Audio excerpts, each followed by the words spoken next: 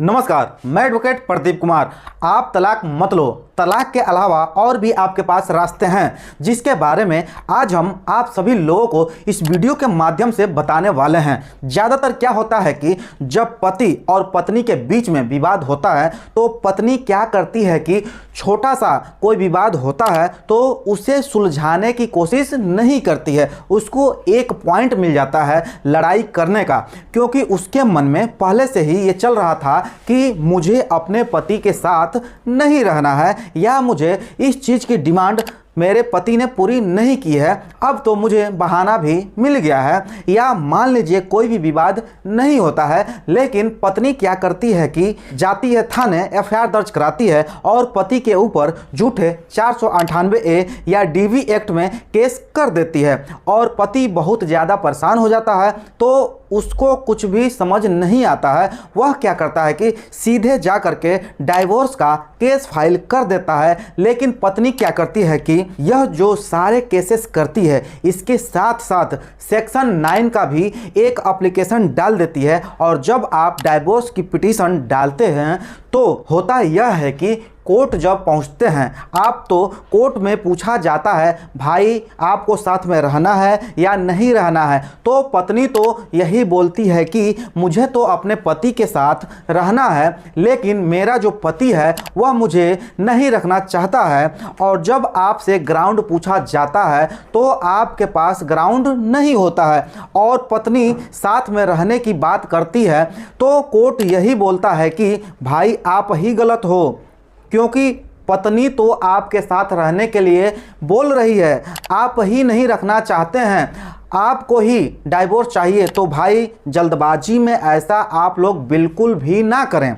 आज के समय में बहुत से पति ऐसे होते हैं जो सच में बहुत ज़्यादा प्रताड़ित होते हैं। उनके पास कोई भी रास्ता नहीं बचता है तो वो ये सोचते हैं कि क्यों ना हम डाइवोर्स ले लें। देखिए, मैं ये नहीं कहूँगा कि सारी पत्नियां झूठे केसेस करती हैं, सारी पत्नियां झूठे केसेस नहीं करती हैं। कुछ पत्नियां सच में प्रताड़ित होती हैं, परेशान होती हैं, उन्हें समझौता करना चाहिए। नहीं, अगर बात समझ में आ रही है तो उसे पति को या उसके घर वालों को तो उन्हें लास्ट में जो उपाय करना है, लास्ट में यह डिसीजन लेना है कोर्ट जाने का, तो उसे ज़रूर केस करना चाहिए और उसे न्याय भी मिलेगा। लेकिन उससे पहले हम हर पत्नी से बोलना चाहते हैं कि अगर आप सही हैं, आपने कोई गलती नहीं की है, तो पहले एविडेंस कलेक्ट कर लीजिए, इसके बाद ही कोर्ट जाना चाहिए। नहीं तो बाद में आप एविडेंस कलेक्ट नहीं कर पाएंगे, आपको न्याय भी नहीं मिल पाएगा, मुश्किल हो सकता है।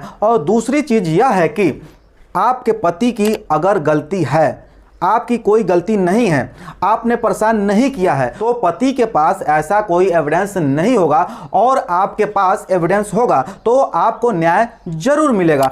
ठीक उसी तरह से पति की बात करें तो पति ने अगर कोई गलती नहीं की है, पति ने अपनी पत्नी को प्रताड़ित नहीं किया है, परेशान नहीं किया है, कभी भी नहीं मारा पीटा है, और पत्नी अगर एलिगेशन लगाती है तो आपके पास सबूत होगा और पत्नी के पास सबूत नहीं होगा, क्योंकि आपने ऐसा कुछ किया ही नहीं है। और आप अगर सबूत अपने पास कलेक्ट करते हैं, सबूत कोर्ट ले जाते हैं तो आपको भी न्याय मिलेगा। लेकिन बात यहाँ आती है कि बहुत से लोग यह कहते हैं कि कोर्ट न्याय नहीं करता है, कोर्ट हमेशा पत्नी के पक्ष में ही न्याय करती है। ऐसा बिल्कुल नहीं है।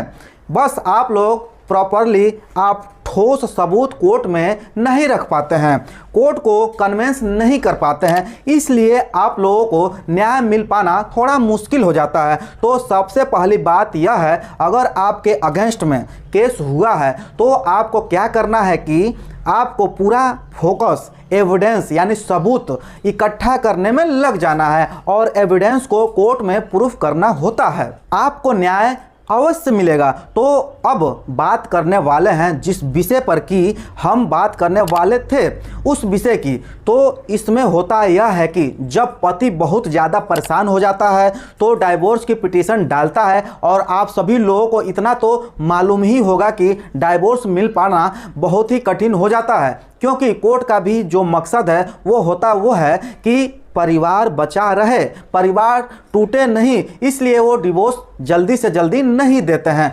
तो अगर एक पार्टी राजी है और एक पार्टी राजी नहीं है तो ऐसे में क्या होता है, आप लोग कोर्ट के चक्कर लगाते रहेंगे।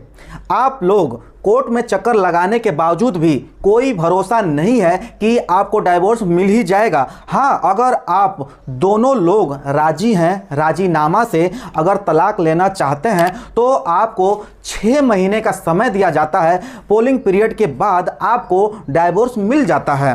हो सकता है 6 महीने की जगह 1 साल भी हो सकता है, लेकिन आसानी से जल्दी से तलाक मिल जाता है। तो बात वहां आती है, वहां फंसती है जहां पर एक पार्टी राजी है और दूसरी पार्टी राजी नहीं है। अब क्या है कि आपकी पत्नी ने आपके ऊपर झूठे मुकदमे कर दिए हैं। अब आप सोच रहे हैं डाइवोर्स ले लें, आपके पास कोई भी एविडेंस नहीं है, कोई भी ग्राउंड नहीं है, तो आपको हो सकता है कि डाइवोर्स भी ना मिले। तो आपके पास जो सबसे अच्छा तरीका है वह यह है कि अगर आपकी पत्नी ने आपके ऊपर झूठे केस किए हैं, वह आपसे अलग रह रही है, आपसे कोई भी रिश्ता नहीं रख रही है, तो आपके पास डिवोर्स लेने का अच्छा मौका है।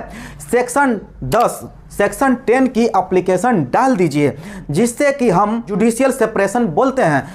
उसमें आपको कोई भी एविडेंस नहीं देना होगा, कोई भी आधार नहीं बताना होगा और आप आसानी से अलग हो सकते हैं और आप कोर्ट में जा कर के बोल सकते हैं कि हमें सेपरेशन चाहिए और आपको इसमें कोई भी एलिगेशन लगाने की आवश्यकता नहीं है। जैसे कि डाइवोर्स में होता है कि इसमें आपको ग्राउंड बताना है, वैसा इसमें नहीं है और आपको इसमें सेपरेशन भी बतानी होती है जो आपकी पत्नी ने किया है कि आपकी पत्नी आपसे अलग रह रही है। अब आपके बीच और आपकी पत्नी के बीच में कोई भी रिश्ता नहीं बचा है। दूसरा प्रश्न यह आता है कि अगर हम जुडिशियल सेपरेशन में रह रहे हैं तो क्या इसमें मेंटेनेंस देने की आवश्यकता है? तो इसमें आपको बता दें कि इसमें मेंटेनेंस देने की आवश्यकता ही नहीं है, लेकिन जो केस चल रहा है, जो आने जाने का खर्चा है, जो भी चीज़ें आ रही हैं डेली खर्चे में कोर्ट कचहरी का, उसको आपको जरूर देना होगा। तो इसमें कम से कम 1000 रुपये या 1500 ही खर्च आता है। लेकिन जैसा कि डाइवोर्स में होता है, मेंटेनेंस या एलिमनी वो आपको इसमें नहीं देना होगा। और जुडिशियल सेपरेशन के बाद अगर आप दोनों के बीच में जो भी कन्फ्यूजन है, जो भी गलतफहमियां हैं, अगर लगता है कि ठीक हो गया है और साथ में रहना चाहिए, तो आप लोग बाद में साथ में भी रह सकते हैं। लेकिन जो डाइवोर्स है, डिवोर्स जो है आसानी से नहीं मिलता है, बहुत ज़्यादा समय लग जाता है और भरोसा भी नहीं है कि डाइवोर्स मिलेगा भी या नहीं, क्योंकि डाइवोर्स में जो मेन मकसद होता है कोर्ट का, वो यह रहता है कि रिश्ते को बचाया जा सके। तो काउंसलिंग में भी भेजा जाता है, मीडिएशन भी कराया जाता है और 6 महीने का कूलिंग पीरियड दिया जाता है। तो सबसे अच्छा जो तरीका है वो यह है कि आप लोग सेक्शन 10 की एप्लीकेशन लगा दीजिए। आप जुडिशियल सेपरेशन आपको आसानी से मिल जाएगा और इसमें पूरी तरह से शादी खत्म नहीं होती है। अगर आप दोनों लोगों का फिर से मन होता है कि नहीं, हम लोगों के बीच में जो भी गलतफहमी थी वो गलतफहमी ख़त्म हो गई है, अब हम साथ रहना चाहते हैं, तो इसमें आसानी से जो सेपरेशन होता है इसमें आपको मेंटेनेंस देने की आवश्यकता नहीं पड़ती है। जो भी खर्चा आता है केस का बस वही आपको देना रहता है। अगर आज की जानकारी आपको पसंद आई हो तो वीडियो को लाइक कमेंट से जरूर करें और सब्सक्राइब करना चैनल को न भूलें और यह जानकारी अपने दोस्तों के पास जरूर शेयर करें, क्योंकि उनको भी ये सारी चीज़ें पता होनी चाहिए। हम लोग मिलते हैं एक नए वीडियो में एक नए टॉपिक के साथ, तब तक के लिए जय हिंद, वंदे मातरम।